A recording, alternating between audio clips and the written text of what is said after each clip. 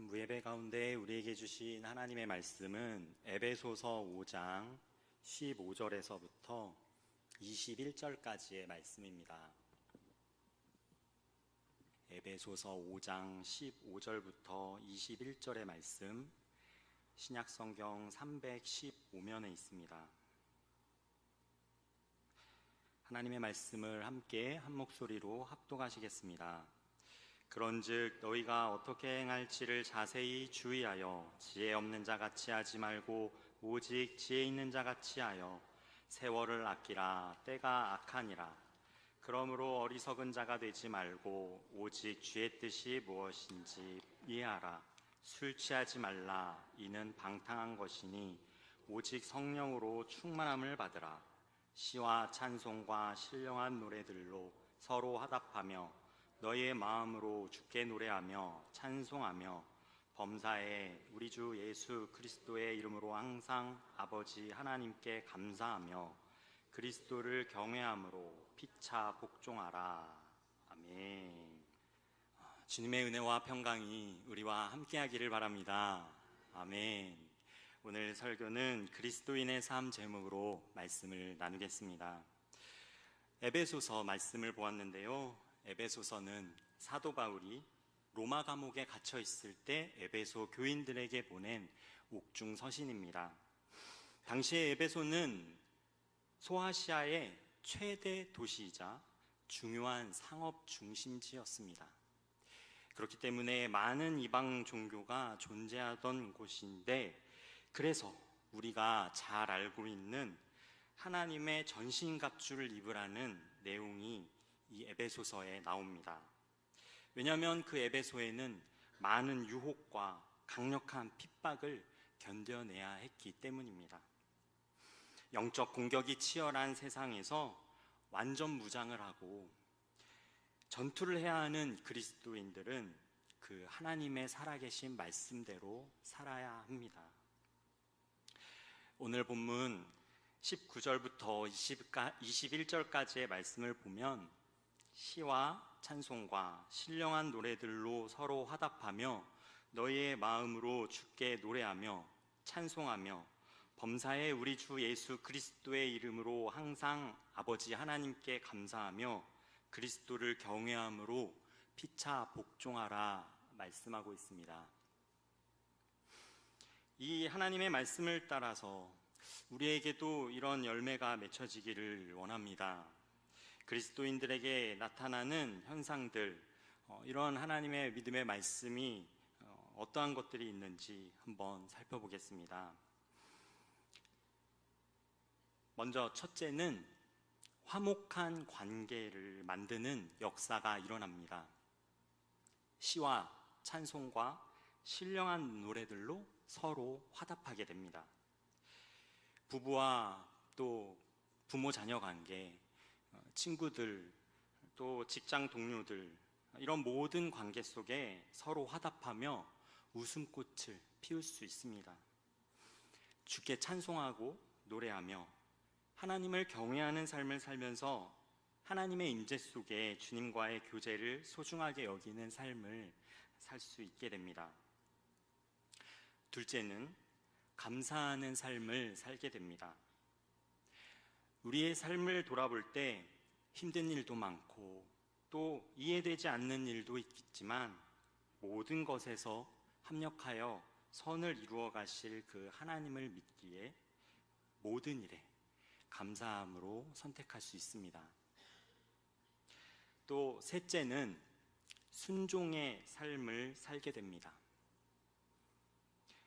우리 그리스도인들은 예수님 안에서 서로 순종합니다. 서로 순종하는 이유가 하나님의 형상으로 지어진 존귀한 하나님 아버지의 자녀임을 인정하기 때문입니다. 그래서 기쁨으로 섬길 수 있습니다. 이렇게 오늘 말씀을 통해서 그리스도인의 삶에 나타나는 세 가지, 화목한 관계, 감사하는 삶, 순종의 삶이 우리에게 나타나고 있습니까? 그리스도인들에게 이런 삶의 모습이 나타난다는 게 결코 쉽지가 않습니다. 어쩌면 우리가 할 수 없는 불가능한 것입니다. 그러기에 오늘 본문은 이런 삶의 모습이 나타나기 위해서 우리가 어떻게 해야 할지 그 방법을 알려주고 있습니다. 그 방법이 무엇일까요?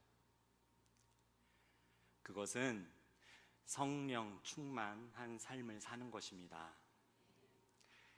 다들 잘 들어서 알고 계신 건데 네, 성령 충만한 삶을 사는 것입니다. 18절 말씀을 보면 술 취하지 말라 이는 방탕한 것이니 오직 성령으로 충만함을 받으라 말씀합니다. 술 취하지 말라 이는 방탕한 것이니 오직 성령으로 충만함을 받으라 할 때 충만함을 받으라, 이 받으라는 헬라어 원어는 명령형입니다. 그러니까 하나님께서 받으라 말씀하셨습니다. 지속적으로 매 순간 성령님으로 충만하게 있어야 한다는 말씀입니다.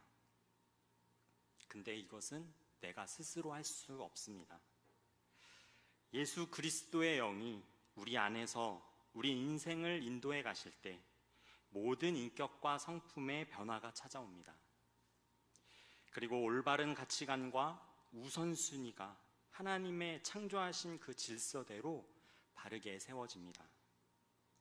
더 나아가서 내 인생 속에 정말 가치 있고 의미 있는 일을 할 수 있도록 성령님이 우리를 인도해 주십니다. 그렇게 내 삶 속에 성령의 열매들이 나타나게 되는 것이 성령 충만함입니다.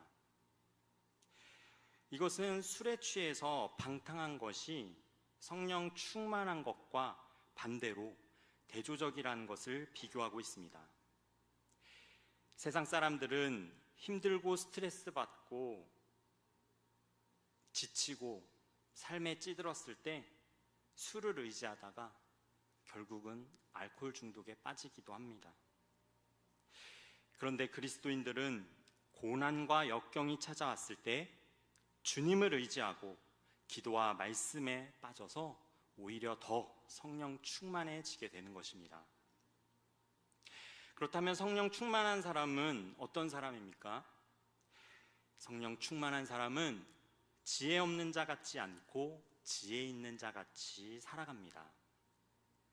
15절 말씀을 보면 그런즉 너희가 어떻게 행할지를 자세히 주의하여 지혜 없는 자 같이 하지 말고 오직 지혜 있는 자 같이 하여 말씀하고 있습니다. 성경에서 지혜 없는 자란 인생 최고의 자리를 하나님을 떠나 세상에서 찾으려고 하는 사람입니다. 인생 최고의 진리가 무엇입니까? 제가 선교사 훈련을 받을 때 순회 선교단의 김용희 선교사님 이야기가 떠올랐습니다. 막내 아들이 있는데 아버지를 찾아와서 말했습니다. 아버지, 세상을 섬기고 복음을 전하려면 세상을 알아야겠어요. 세상에서 부딪혀보고 또 안 좋은 것도 경험해봐야 세상을 알 수 있을 테니까요. 이렇게 말하면서 자기 확신에 찬 얼굴로 어린 나이에 아빠 품을 떠나서 독립을 하려고 했습니다. 그때 선교사님이 단호하게 말씀합니다. 아들아, 거짓과 속임수 가득한 세상 한복판에서는 세상이 어떤 곳인지 배울 수 없단다. 세상을 알려면 세상을 창조하신 하나님 앞에 나아가야 한다. 하나님이 말씀하신 세상이 진짜 세상이고 진짜 세상을 알아야 제대로 이 세상을 섬길 수 있단다. 그렇습니다. 지혜 있는 자는 인생 최고의 진리를 하나님에게서 찾는 사람입니다. 지혜로운 사람은 그 진리가 하나님 안에 있는 것을 알고 고백하는 사람입니다. 골로새서 2장 3절의 말씀을 보면 그 안에 지혜와 지식의 모든 보화가 감추어져 있다 말씀하고 있습니다. 성령의 인도함을 받는 지혜로운 사람은 그 하나님을 찾고 바라며 구하게 됩니다. 야고보서 1장 5절 말씀에도 너희 중에 누구든지 지혜가 부족하거든 후히 주시고 꾸짖지 않으시는 하나님께 구하라 그리하면 주시리라 말씀하고 있습니다. 지혜의 근원이 되시는 하나님께 기도하며 구해야 합니다. 어떤 문제 앞에서 어떻게 행할지 그 주님이 주신 지혜로운 방법으로 선택하기를 바랍니다. 지혜로운 선택을 할 수 있도록 성령님께 간구하는 주님의 자녀가 되기를 축복합니다.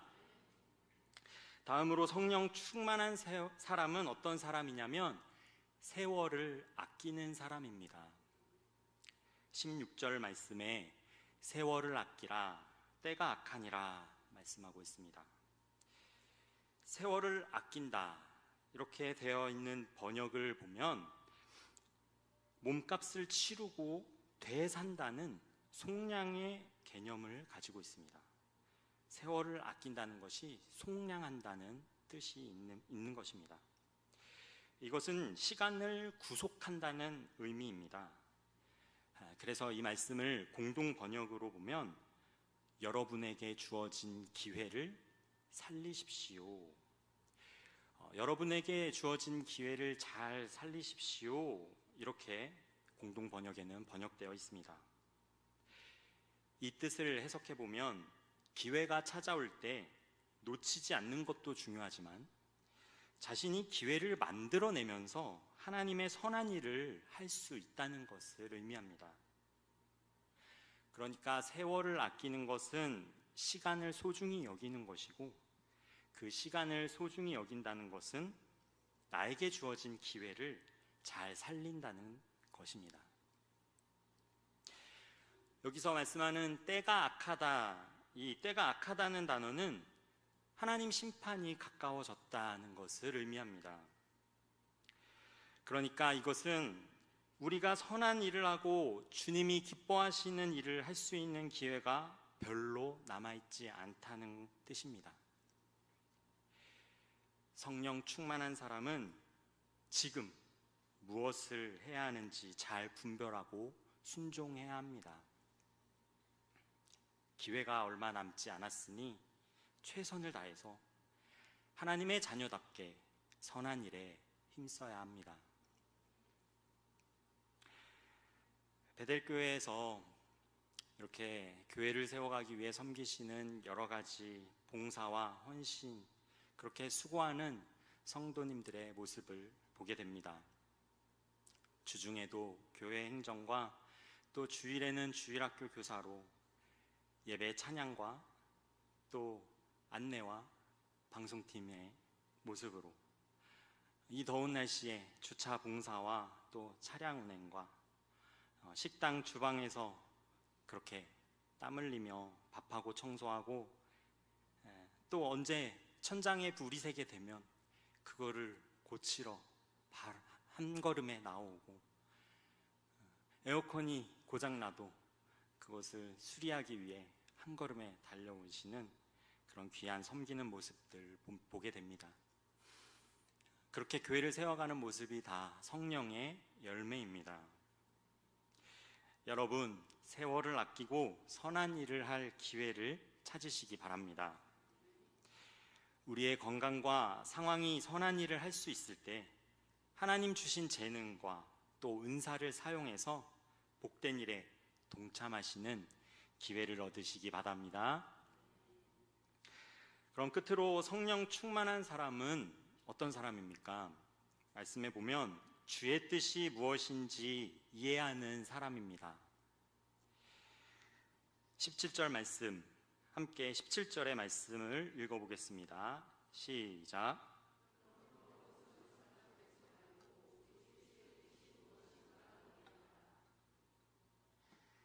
그러므로 어리석은 자 되지 말고 오직 주의 뜻이 무엇인지 이해하라는 이 말씀 속에서 주의 뜻이라고 해석된 이 단어는 소원, 강한 욕구라는 의미가 있습니다. 신약 성경에 60번이 넘게 나오는 단어인데 대부분 하나님과 연관되어 등장합니다. 주의 뜻. 그러니까 주님도 반드시 이루기 원하는 소원이 있다는 것입니다. 주님에게도 강력하게 이루고자 하는 욕구가 있다는 걸 알려줍니다. 그렇다면 그것을 무엇인지 이해하는 것이 바로 성령 충만한 것입니다. 하나님의 뜻을 깨달아 안다는 것입니다. 데살로니가전서 5장 16절에서 18절의 말씀을 보면 항상 기뻐하라, 쉬지 말고 기도하라, 범사에 감사하라, 이것이 그리스도 예수 안에서 너희를 향하신 하나님의 뜻이니라 말씀합니다. 바로 성령께서 함께 하시는 그 사람의 마음에 일하시면 항상 기뻐하고 쉬지 말고 기도하고 범사에 감사함이 나타나게 됩니다. 그것이 하나님의 뜻을 이루는 것입니다. 그것이 우리에게 일어날 때 성령 충만한 것인 줄 믿습니다. 우리는 잘된 일 같아 보이면 막 행복해하고 하나님이 하시는 일이다 고백할 때가 있습니다. 때로는 고통스럽고 안 좋아 보이는 상황과 환경 속에 처하게 되면 금방 좌절하고 슬퍼합니다.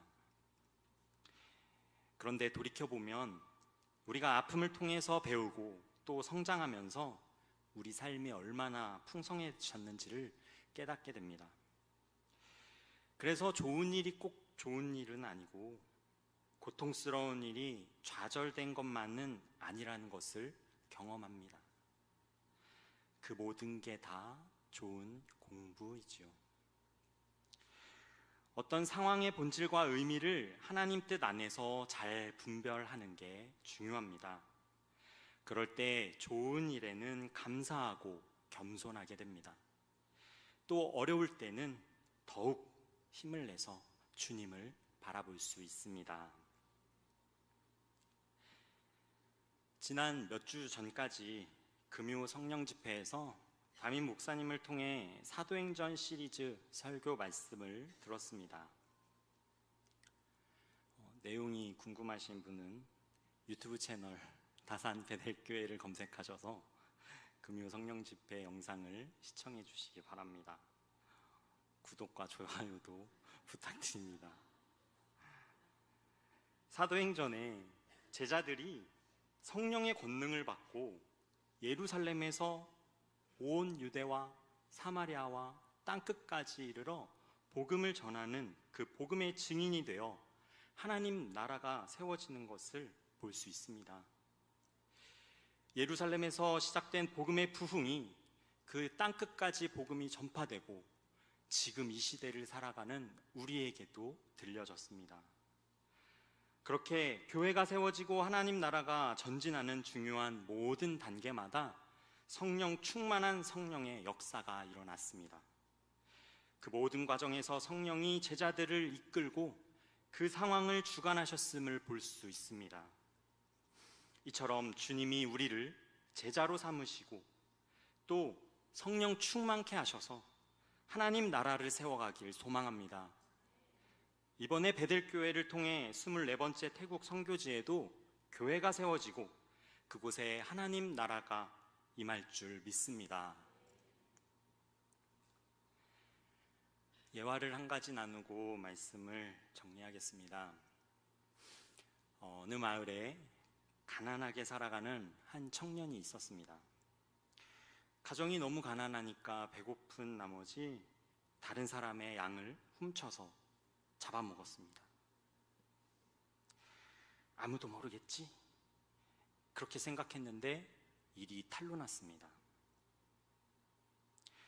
다시는 이런 도둑질이 일어나지 않도록 본보기 삼기 위해서 그 마을의 사람들은 이 청년의 이마에 ST, sheep thief, 양 도둑이라는 약자의 ST를 불로 지져서 낙인을 찍었습니다. 이것으로 다시는 범죄를 저지르지 못하도록 강력하게 처벌한 것입니다. 청년은 처음에는 원망스러웠지만 복음을 듣고 예수님을 만난 후에 자기가 저지른 그 행동이 하나님과 사람들 앞에서 죄라는 것을 깨닫고 회개했습니다. 그래서 남의 것을 훔친 걸 회개하며 죄에서 돌이켜 오히려 이제는 적극적으로 다른 사람에게 자기 것을 퍼주며 사는 삶을 살기로 결심합니다.